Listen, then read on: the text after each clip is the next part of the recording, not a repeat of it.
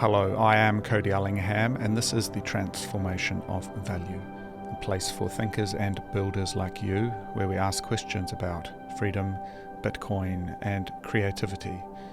Today, I really want to reflect on what has happened over the last month or so while I've been travelling through New Zealand, as I reflect on, the country that I left behind when I moved overseas, and kind of what I went through during those years when I was back in New Zealand, in particular during the COVID era.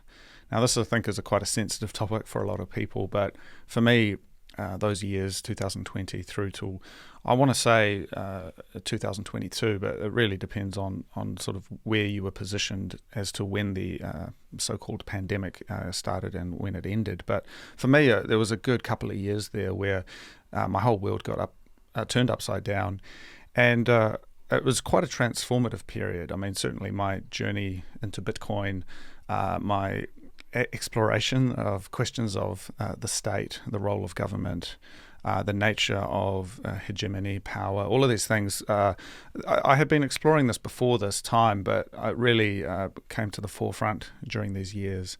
And so going back to New Zealand, seeing what has really happened to Wellington in particular, the city that I spent most of the pandemic years in, it's been quite illuminating, I would say. I mean, there's sort of the fallout from the cuts to the government sector, which were kind of bloated during the COVID years. So it's not even like it's a reduction. It's more that there was bloat, and now it's just gone back to still, I think, an excessive number of public servants. But for the city itself, it's experienced a kind of depression from that. You know, the places that I like to go, the cafes and shops I used to frequent, a lot of them have shut down, or they're sort of having a hard time. And the city just felt this kind of this weariness to it. There was this greyness to everything. And reflecting on that, I do want to come back to really what we experienced during that time.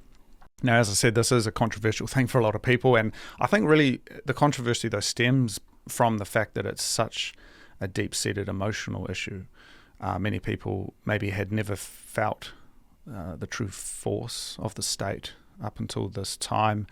Maybe they had a certain naivety. Certainly, I was quite naive as to the power of the government to basically control our lives, to lock us in our homes, to lock us into the country. And it was quite shocking to really realize that no matter how liberal or progressive a government may say or profess to be, ultimately the power that they wield, the monopoly over violence, the state of exception, these no matter where you are, these are corruptible, and there is a will to power that comes from this. And so sort of reflecting on this academically, I was given a copy of this book, Where Are We Now? The Epidemic as Politics, by Agamben, who is well known for his work describing biopolitics, the politics of the human body, these kinds of things, and has been described as one of the most vital and most discussed figures in academia. And I hadn't come across him prior to actually being given this book, but I realise now that his work and his train of thought has been referenced in a lot of the material that I'm interested in particular in the Bitcoin world and in the study of sovereignty and the state. And it's interesting because, as I understand it, Agamben was revered by the academic institutions for a long time. You know, he was quite, he's been writing for many decades, and it was only as he came out during the epidemic period to discuss what he saw as really the politics of this whole thing that he kind of got kicked out of this academic club, and he became really quite ostracized. And so his writing is quite controversial. But I think with the 5 years that have passed since COVID, we can sort of understand what he was talking about, and perhaps maybe learn some lessons from this. So there's just a couple of essays, very short essays from this book that I wanted to share with you. So this is the second updated edition, and I believe it's translated from his Italian originally. He was writing primarily from an Italian perspective, but I think the lessons from this are very relevant to, I guess, our own reflection and recollection of what happened during COVID. So the first piece here is The Face and the Mask, 8 October 2020. All living beings are in a state of openness. They show themselves and communicate with one another, but only human beings have a face. Only for a human being is one's own appearance and communication to others a fundamental experience. Only human beings make their faces the site of their own truth. What the face exposes and reveals is not something that can be put into words, not something that can be formulated in a signifying proposition. It is in their faces that humans unwillingly drop their guard. It is in the face, and before any words are spoken, that they express and reveal themselves. And what the face expresses is not only an individual's emotional state, but first and foremost, their openness, their exposure, and their communication to others. This is why the face is the site of politics. If there are no animal politics, it is only because animals who are always and already in openness do not take issue with their exposure. They simply dwell in it without worrying about it. This is why they are not interested in mirrors or in the image as such. Men, on the contrary, want to recognize themselves and to be recognized. They want to grasp their own image. They seek their truth in it. In this way, they transform their openness into a world, into the field of incessant political dialectics. If individuals only had to communicate information, this thing or that thing, there would never be proper politics, but only an exchange of messages. But since they must first communicate their openness, in other words, a pure communicability, the face is the very condition of politics. The site on which everything that individuals say and communicate is founded. The face is, in this sense, the true city of men, the fundamental political element. It is by looking at their faces that individuals recognize themselves and develop a passion for one another. It is how they perceive affinity and diversity, distance and proximity. A country that decides to renounce its face, to cover with masks the faces of its citizens everywhere, is then a country that has purged itself of any political dimension, inhabiting this empty space which is at every moment subjected to a control which knows no limits. Individuals now live in isolation from one another. They have lost the immediate and sensible foundation of their community, and they can only exchange messages directed towards a name that no longer possesses a face, a faceless name. Let us linger on what that means for a moment. Do you remember the masks, the mask mandates, the N95, the controversy around the effectiveness of the masks and what they all mean? I think there was a certain logic, a ideology, a propaganda that tried to expose the importance of looking after your neighbour, being a good citizen, doing the right thing by wearing a mask. But when we look at this lens that Agamben shares with us, we realize that the metaphor, the symbolism of the mask is so profound. The masking of the voice, the masking of political dialogue, the masking of dissent. I remember quite clearly riding the bus, the number 2 bus in Wellington for Miramar, and being accosted, being abused by someone because I was not wearing a mask.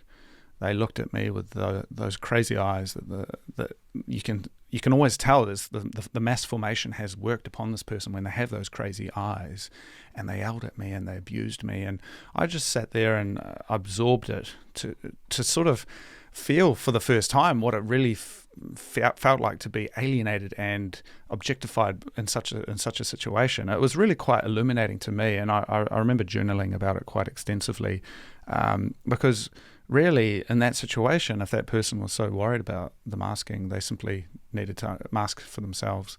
If the masks were so effective, they could just wear their own mask and not worry about what others were doing. And the irony of riding this public transport, of having your bare hands touching these seats and these handles that every other person had touched. I don't know if the mask would have done anything to prevent the spread of the so-called virus in this situation. But what it had done is it had created a clear identifier for those who were willing to go along with the regime and those who were wanting to ask questions about the regime. Now, I think it's also interesting to reflect on how I believe there was a certain date when the mask mandates in New Zealand were lifted quite suddenly, and how the way people just stopped wearing them on that day. And again, it wasn't as if the virus just stopped spreading on that day. It was more that people needed permission to stop wearing these masks. And I think there's something quite almost, I don't quite know how to describe it, but there was a certain comfort in having the mask. It maybe was sort of this placebo effect, that it gave people a sense that they were able to do something about the virus, this existential threat, or apparent existential threat. And so I do feel as if from the semiotics of it, that is the study of the symbols of the COVID era, we can really point to the masks as, in a sense, a profound, beautiful attempt to create an image or a symbol for that which people could hang their identity on. I mean, they did such a good job that it made people's identities reflect entirely these masks, these pieces of cloth over people's faces. In a religious sense, it became an object of identification. It became a way of outdoing each other. Do you remember the double masking? Do you remember the whole arguments around N95s and the social distancing and all of that stuff? So I think what Agamben's writing here really is quite profound. And when I go back to New Zealand and I don't see any masks whatsoever, I don't know if, people, they were given permission to stop wearing them, and so they did. And I just wonder what that means when people are so responsive in this state of fear to the directive of the state. I think that's a very dangerous place to be.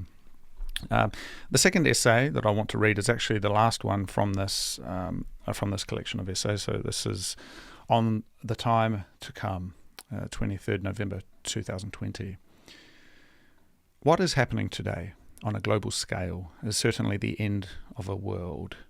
But it is not as it is for those who are trying to govern in accordance with their own interests, and end in the sense of being a transition to a world that is better suited to the needs of the human consortium. The era of bourgeoisie democracy with its rights, its constitutions and its parliaments is fading.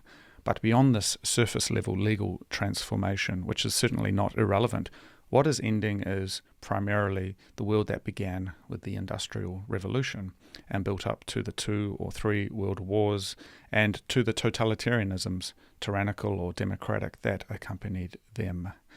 If the powers that govern the world believed that they had to resort to measures and apparatuses as extreme as biosecurity and the health terror, which they have established everywhere and without any scruples, but which are now getting out of hand, this is because, as all the evidence suggests, they feared they had no other choice if they wanted to survive. And if people accepted without any mitigation the despotic measures and the unprecedented constraints to which they have been subjected, this was not just because they dreaded the pandemic, but presumably because they also knew more or less unwittingly that the world in which they had lived up until now did not continue to exist. It was too unjust and too inhuman. Needless to say, governments are preparing an even more inhumane and unjust world. But in any case, and on both sides, it was in a way foretold that the previous world, as we are now starting to call it, could not continue to exist. There is surely in this, as in any foreboding, a religious element.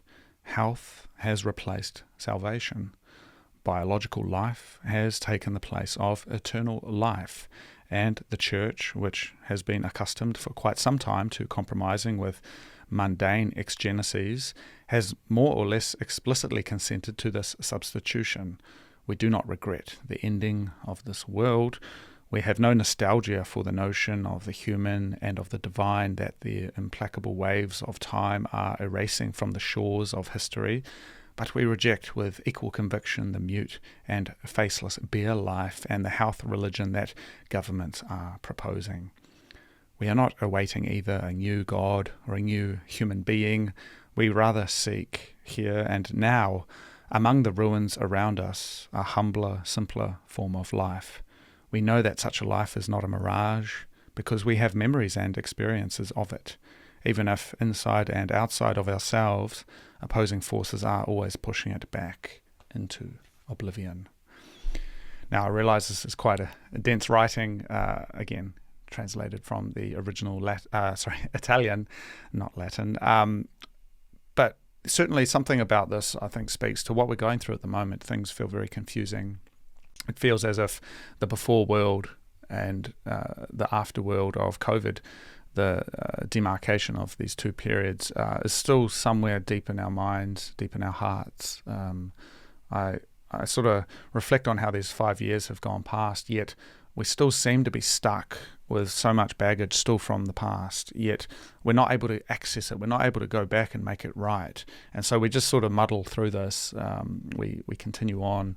But things are changing, and things are changing really rapidly. And I think for me, certainly Bitcoin and my own personal studies of the nature of the state, the nature of power, have really helped give me a vantage point from which to understand what is happening. But still, it is very confusing. In a sense, it's probably more confusing now that I have at least a little bit of knowledge about what is going on, that it just it makes me realize just how little I do know. And it's a hard place to be. But I did want to just share these two writings and encourage anyone out there who's maybe interested in learning more to check out this writing by Agamben. He does have a lot of other books out there, a lot of other work that really speaks to this state of control of the human body, of the changing political dynamic that we are seeing. And I think it is a powerful tool to be equipped with the knowledge and even the language to be able to describe this. You know, when I first learnt about what biopolitics means, it all suddenly made sense. You know, it's like, of course, the control of the human body is a core piece of the political dynamic, yet it seemed to just get brushed away with the state of exception that was imposed certainly upon New Zealand, and I imagine Italy as well, from Agamben's position at that time. And for me, you know, looking at how the New Zealand Bill of Rights, for example, was completely ignored in the face of vaccine mandates, and that is absolutely a case of biopolitics and the power of the state to create a state of exception. So all I wanted to share, with those two writings was, I think there is more to this. There is some literature that we can ground our critique of the state in, and I think if anyone wants to discuss this, feel free to reach out, send me an email, hello@thetransformationofvalue.com. I'm always happy to chat about this in a Socratic way. That is, where we ask questions, we try and seek out truth, we try and seek out ways of framing what is going down. I think at a very high level, there is something in the air.